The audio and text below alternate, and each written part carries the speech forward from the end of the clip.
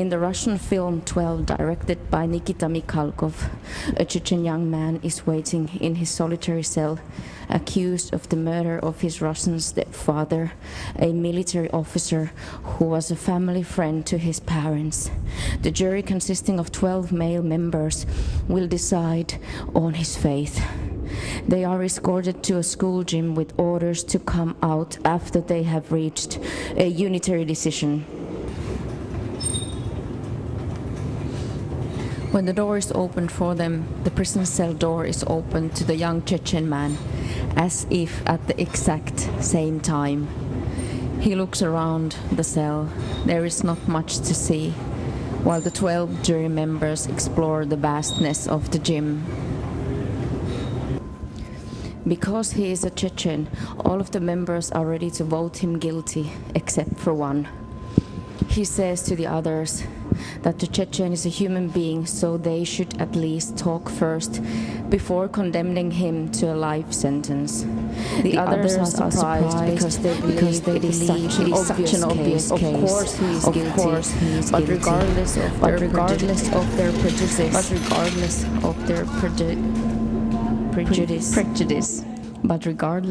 prejudice, the one man's compassion begins to take root, to spread. The one member of the jury cannot know how the young man in the cell is feeling or what his life was like. He does not know the man and has been shown evidence indicating the young Chechen is guilty, but he has compassion towards the human being, and it is all that matters. The accused is sitting with his eyes closed in the cell, and the film shows a destroyed house. It is his home house. The film travels between the spaces of the gym, the cell, and Chechnya. The young man's story unravels at the same time, or temporarily intertwined with the stories of the members of the jury. As the members of the jury let themselves be seen, they and the film audience begin to see the Chechen man. The men are all sharing their life stories, their fears, their losses, their love, one after the other. And as they do that, they begin to understand how their sufferings are similar, and possibly similar even with the Chechen. The young Chechen has no voice to tell his story, like the men of the jury. He has no personality for the jury. They do not call him by his name, but the camera body acts as his voice, showing images of his past to the viewers. The jury is unable to see the frames, but they still begin to feel the young man's existence and presence. The jury votes again to see if anyone has changed their mind, and when the chairman reads the vote not guilty, now the second, the eyes of the man who consider the accused worthy of their deliberation open wide, and the camera goes to the prison cell where the young Chechen opens his eyes too, simultaneously, almost as if in synchrony. While the two members of the jury have voted not guilty, the Chechen man walks back and forth in his small cell, with some rays of light from the window reflected on the wall, creating space of light and shadow. It is cold, and the accused wears his winter clothes. He paces in the cell and opens and closes his fists. We travel to his home house again, but this time it is not ruined, and there is a dog barking outside. There are chickens at their yard, and a woman walks by with goats. It is a Syrian sight. He is a little boy playing with a toy tanker, and the Russian officer is outside on the porch with the boy's parents. We move to a scene with chicken feathers and a bullet on the ground, and return back to the cell, which is empty. The Chechen man is outside the frame, as if he had stopped somewhere. The Chechen man is outside the frame, as if he had stopped somewhere to reminisce. The light in the cell is almost gone as the jury keeps on discussing. The accused gets up, sitting, trying to keep warm. Back at the gym, it is getting dark too, and yet one man votes not guilty. A choreography of kinesthetic empathy begins to unfold between the young man in the cell and the jury members in the gym. The body is connected through choreography, but not their physical presence. Back in the cell, the young Chechen begins moving his arms to get warm, but he is not moving only to warm up. The movement is more meaningful. It makes his body remember. The movement transforms to a dance, hands close to his chest and down at his side, repeating that, lifting his legs up, but still gently, not yet energetically. At the school gym, one by one the members of the jury begin to challenge their prejudice and vote not guilty. A bird suddenly flies wildly around the gym, captive in the space, but free to fly. Voting not guilty is not a decision based on rational thought. Evidence of the young Chechen's innocence begins to mount only when several members have already changed their minds. To vote not guilty seems an emotional decision, and here emotional is not meant as a negative feature. The members of the jury do not change their minds because they would have evidence to support the young man's innocence, but because they begin to reflect on their own lives. They share intimate stories of their own life tragedies, or tragedies of people they knew. They tap into their own suffering and begin to see that they might have been wrong about the Chechen. They might be all wrong about him. They do not know him, his story, his life. They do not know how he danced with Chechen fighters, how his father commanded him back home from the bad company, how his parents were killed by the same fighters, how his dog died on the street when shooting began, how the Russian officer found him hiding midst rotting corpses in a cellar. The film takes the viewer back to the dark prison cell in which the young man has started dancing again, turning in pirouettes and marching. He has a smile on his face, hope in the corner of his eye, and his movement has become bigger, more determined. It is no longer a warm-up, it is an expression of not giving up. The dance reflects an internal state rather than external circumstances. He is imprisoned, but his spirit is free. And when the camera returns to the gym, the image from the prison cell and the voice from the jury overlap as if to underline the coincidental nature of the events of the two spaces. The bird keeps flying around and the members of the jury begin to approach the truth.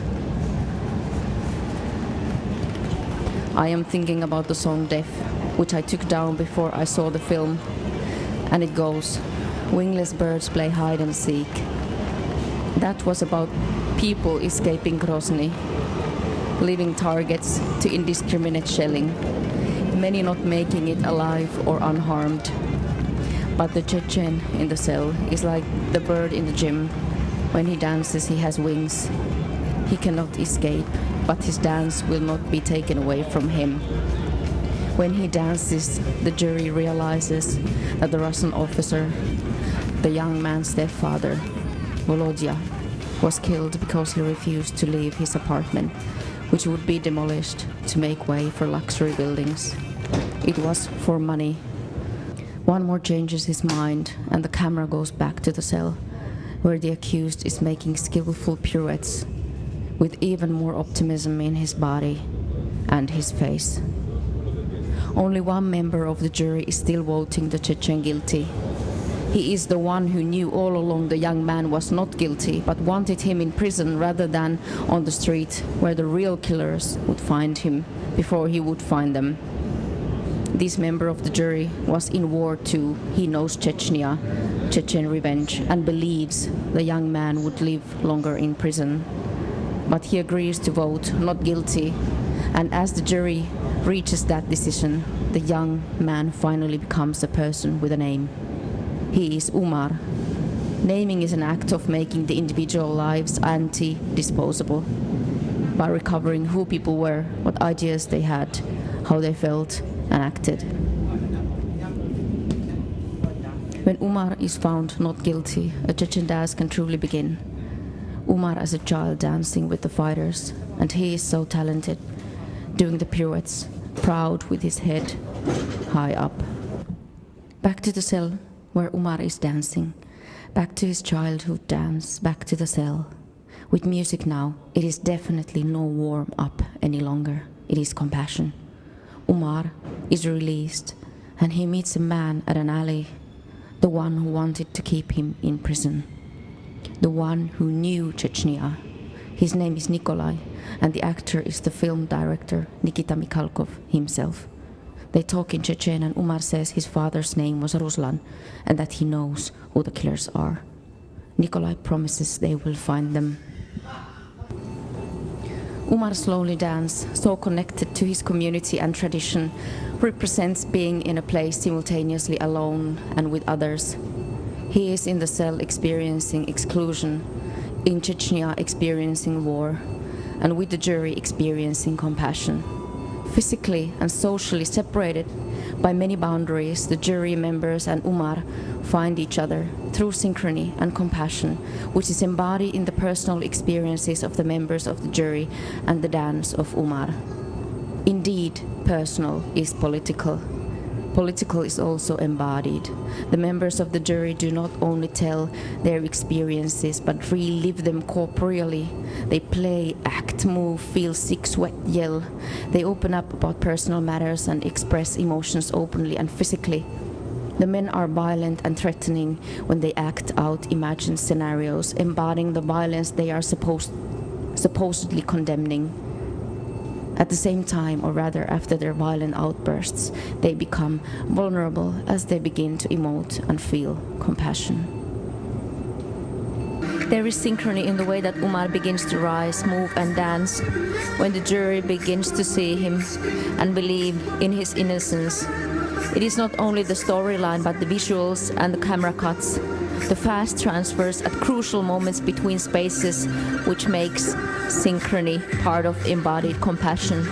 There is temporal element to the choreography through memories and the present circumstances, remembering something forgotten when bodies begin to move.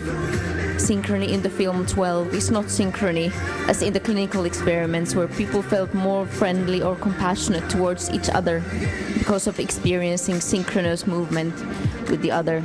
Synchrony is more metaphorical, I would suggest. Spiritual. Spiritual meaning lives which are deeply and often invisibly connected. Here cause and effect are simultaneous, and the camera enables this effect.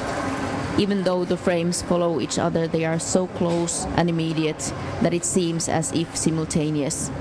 Even the camera body embodies compassion too. It is emotion, intuition, which drives the one member of the jury to insist the young man deserves better than their hasty decision.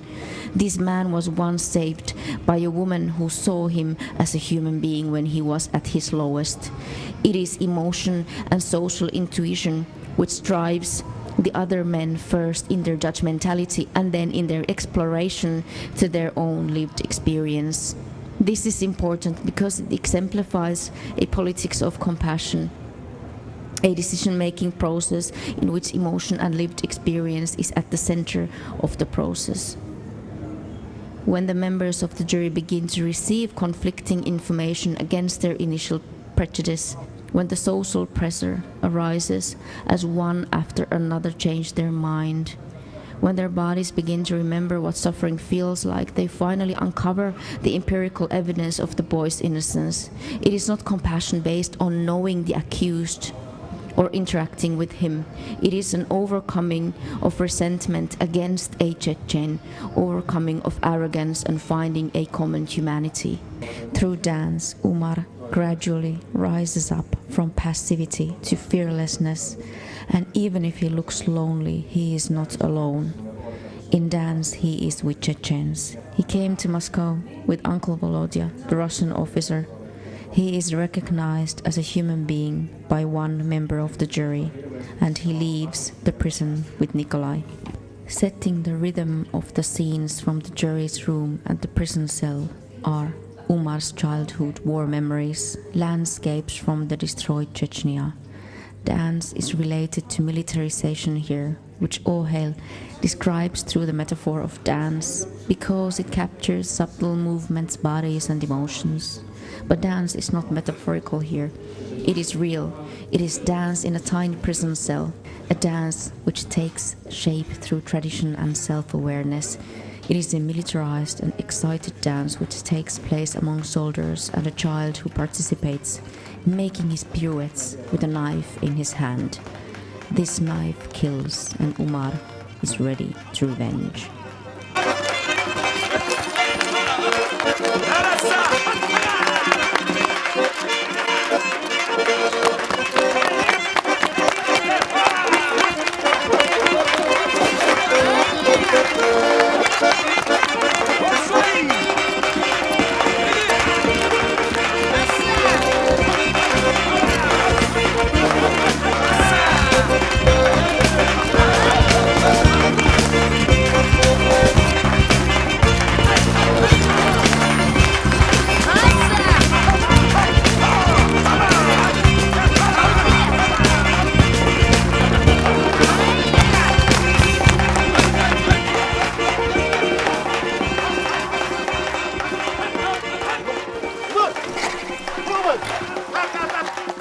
Kita mau udah ke jalan.